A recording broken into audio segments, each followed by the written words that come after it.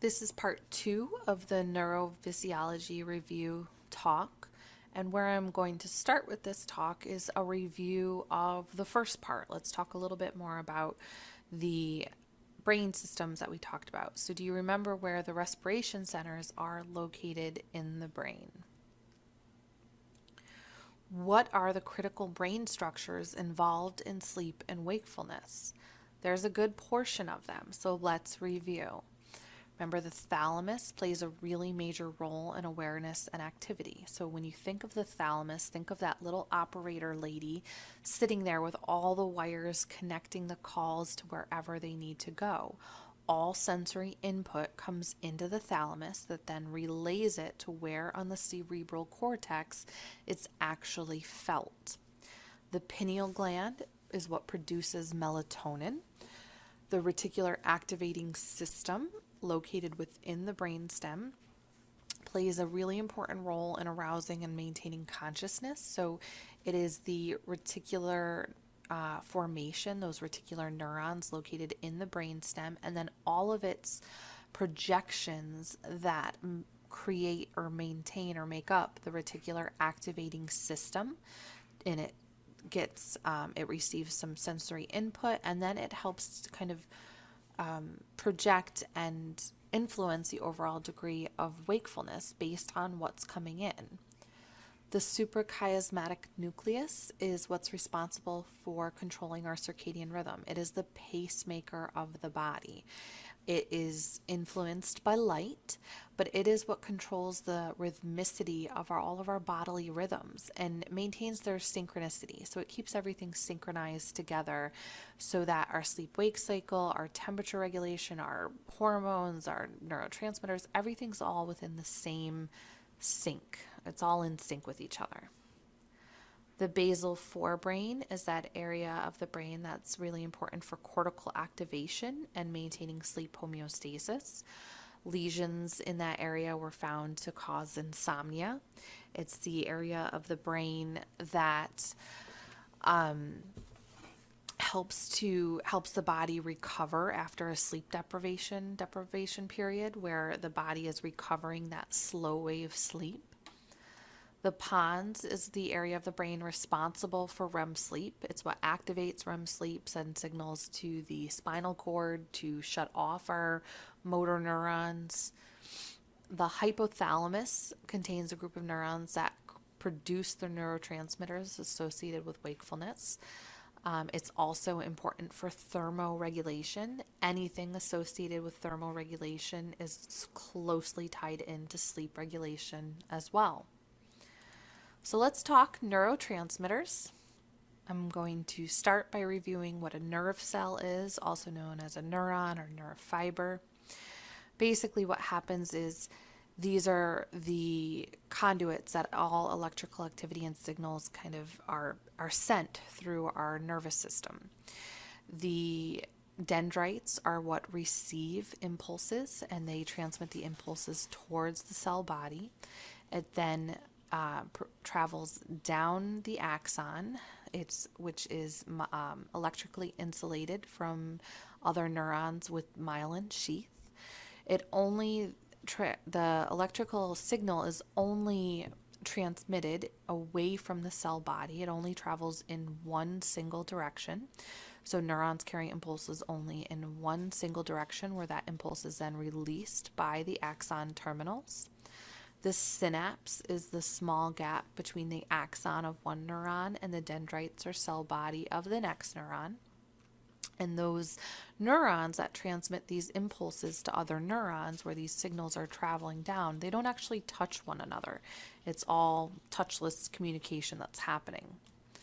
How it does that is with neurotransmitters, which is a chemical released by a presynaptic cell or an axon. Once it releases this chemical that crosses this area, this synapse or this space or synaptic cleft, and it then will bind to the postsynaptic neuron or the dendrites of the postsynaptic neuron to then either stimulate or block, to either excite or block the postsynaptic cell. The chemical released by the real definition of a neurotransmitter, it's the chemical released by the axon of a neuron that crosses a synapse and affects the electrical activity of the postsynaptic membrane. It's that chemical communication that happens between nerve cells. A synapse is the area or that space between the nerve cells or the neurons. So a nerve impulse that travels down a neuron causes the neurotransmitters to be released by a single nerve cell. That causes the neurotransmitters to be released into this space between one nerve cell and another, because remember, they don't actually touch one another.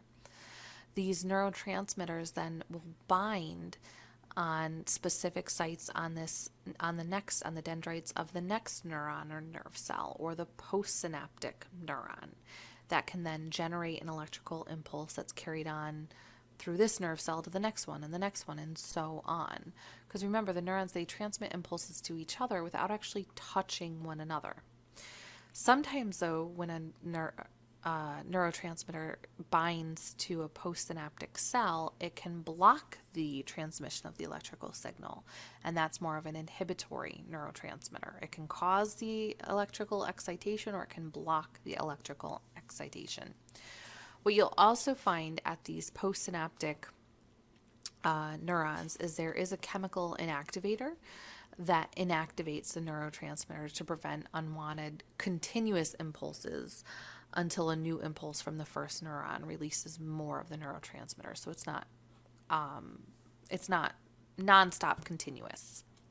So there's two main different types of neurotransmitters, excitatory and inhibitory. Excitatory causes an electrical impulse, whereas inhibitory will block an electrical impulse. It will cause the postsynaptic neuron to not be electrically stimulated. The inhibitory neurotransmitters are important for slowing your heart rate and for balancing all these excitatory impulses that are being, especially the ones that are being transmitted to skeletal muscles. And obviously the inhibitory neurotransmitters are important for sleep when we talk about sleep. So the brain is made up of about 100 billion neurons and contains trillions of synapses, which all function as an integrated whole. It's really this amazingly intricate organ, and there's still so much that we do not know about the brain because it's just so delicate, and every brain is slightly different. Everybody is an individual, so it's still an area of a lot of research. But the complexity and the variety of all these synapses between these, billions of neurons is why it makes them a frequent target of medications. When we talk about sedating medications or medications that impact the mood or behavior, usually they have some type of impact on the neurotransmitters in the brain. Medications that are used to lower blood pressure, antihypertension medications, oftentimes they'll work on the smooth muscle of the blood vessels and the synapses there. So it's when we talk about pharmacology, this is one of the reasons why this talk, it's so related because of all the different synapses and the complexity of them and the neurotransmitters. So neurotransmitters are endogenous chemicals, endogenous meaning it's coming from or produced within the body, and they're released in the brain.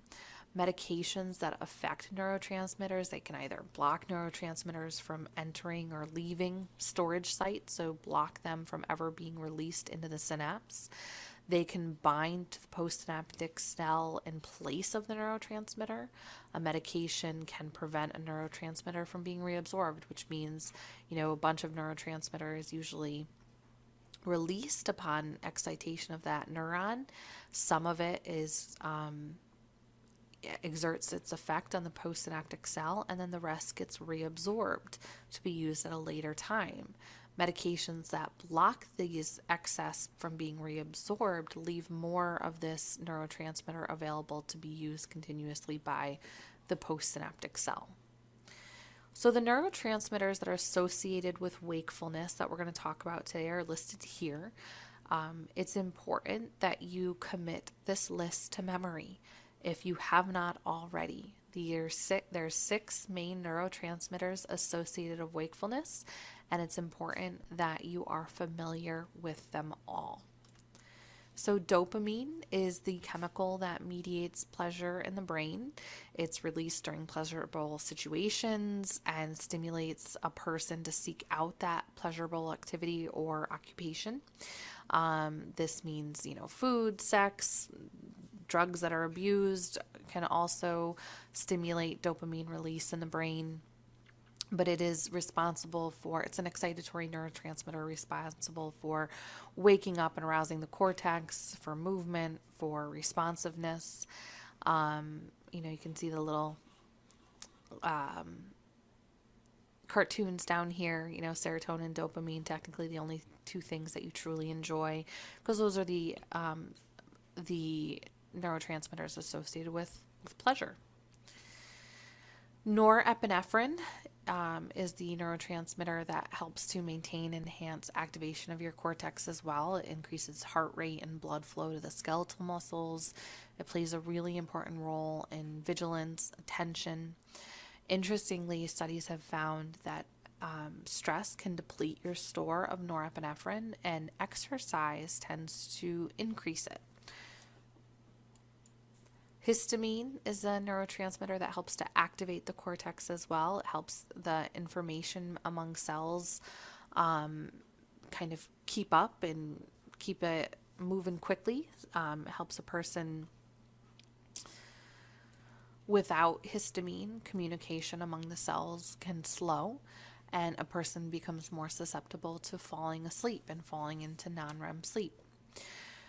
Medications that are commonly taken are antihistamines. So an antihistamine is a medication for allergies, Benadryl, that type of thing. And because histamine is an excitatory neurotransmitter, antihistamine typically will block histamine if it crosses the blood-brain barrier in the central nervous system, which can cause a person to have the side effect of being sleepy. So antihistamines, kind of slow that communication among the cells in the brain, and that's why it's hard to stay awake after taking an antihistamine, especially if it's exerting its impact on the histamine in the brain. Glutamate is the major mediator of excitatory signals in the central nervous system, and it's involved in most aspects of normal brain function, present in more than half of our nervous tissue. So it's important for learning, for memory, for cognition. Orexin, also known as hypocretin, it's the fat kid on the seesaw. And when you think of orexin, think of the fat kid in the seesaw. It's important for preserving or stabilizing wake, which means that it's important in maintaining sleep and wake as two distinct states. So before, when I talked about narcolepsy and how narcolepsy, there's a blurred line between sleep and wake. It's too easy to cross between one period and the next, just like, dogs, they wake up very easily, they fall asleep very easily. They don't have orexin. Orexin is that fat kid on the seesaw that tips us one way or another, that makes sleep or wake two very distinct, separate states. And what they've found is patients that have narcolepsy oftentimes are deficient in this neurotransmitter. The other thing that hypocretin or orexin is important for is it does regulate our food intake and our reward-related behaviors.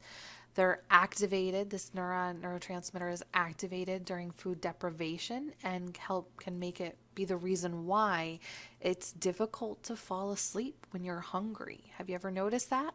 Trying to go to bed hungry? It's not an easy thing to do. Acetylcholine is the neurotransmitter that is also an excitatory neurotransmitter that activates the cortex. It is associated with wakefulness and REM sleep. You might want to highlight this because this is the neurotransmitter that is associated with REM sleep. The other excitatory neurotransmitters that we just talked about, histamine, dopamine, norepi, glutamate, orexin, those are all associated with wakefulness. And acetylcholine is too, but it's the only neurotransmitter that's also associated with REM sleep. Levels are highest during acetylcholine are highest during wakefulness and REM sleep. One of the reasons why, because again, acetylcholine is an excitatory neurotransmitter, but REM is a very active stage of sleep, and the brain waves reflect that. They can almost look like the person is awake, because it is a very active stage of sleep with this excitatory neurotransmitter. Remember, REM sleep begins, and the acetylcholine is located in what area of the brain initiates REM sleep? The pons.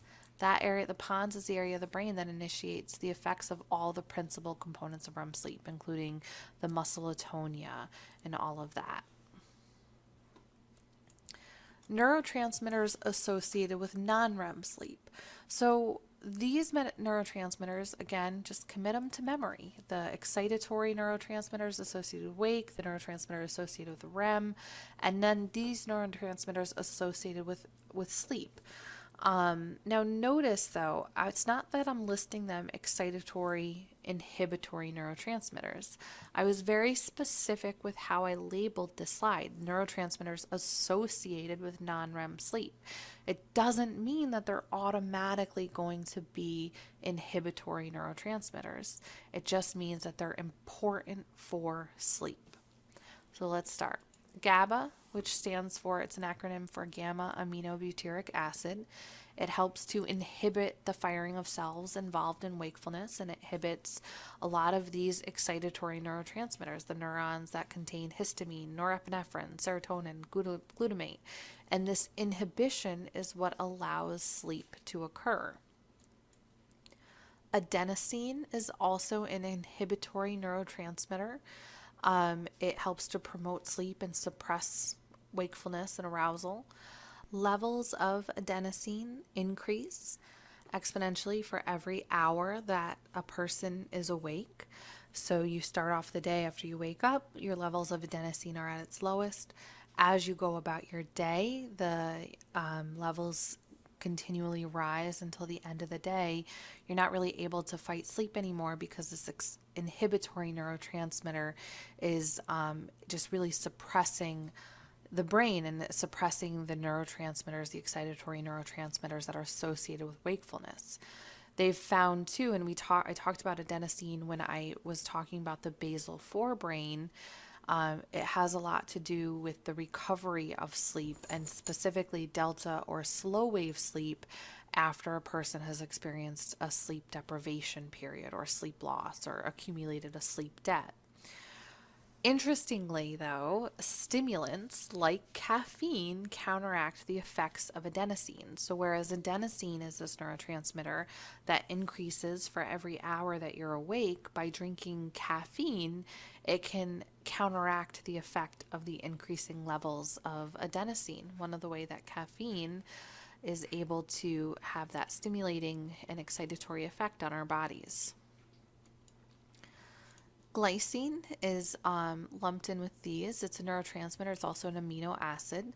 What they've found is that higher levels of this help to improve sleep quality and help a person to fall asleep more quickly.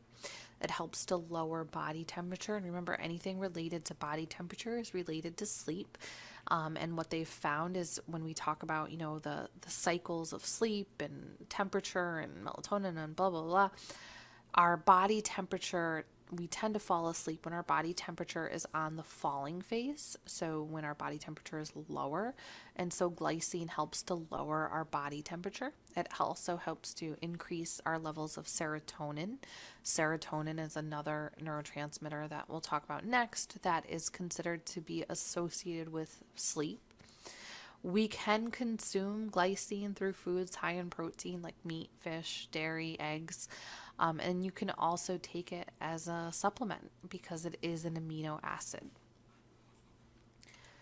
Serotonin. Serotonin is a neurotransmitter that we talk about as being associated with sleep because it is so important for the regulation of sleep, but it is an excitatory neurotransmitter. That's one of the reasons why when I said these neurotransmitters, the slide is labeled very specifically that they are neurotransmitters associated with sleep, but not necessarily, they're not all inhibitory neurotransmitters, because serotonin is actually an excitatory neurotransmitter, but it is important in helping the brain achieve certain sleep states. But it's also important in maintaining cortical arousal, helping a person concentrate, suppression of that distracting stimuli. But the reason why serotonin is so important for sleep is because they found people that have, that are lacking serotonin usually have difficulty with sleep. They usually suffer from insomnia. And that's because serotonin is converted into melatonin in the pineal gland. So having just naturally lower levels of serotonin, it can lead to lower levels of melatonin and difficulty falling asleep. Serotonin levels are highest when we're awake, lowest when we're asleep, because it is an excitatory neurotransmitter. But having an overall baseline low level of serotonin in your body, it can cause difficulty sleeping. Serotonin, we talk about a lot when we talk in pharmacology about depression, the mood altering drugs, that type of thing. So what they found is people that don't have enough serotonin, they can have issues with anger control, obsessive compulsive disorder, anxiety, difficulty sleeping. And one of the things that we talk about with when we talk about depression and antidepressants and pharmacology is how closely related depression and sleeping issues are. Insomnia and depression, they go in hand.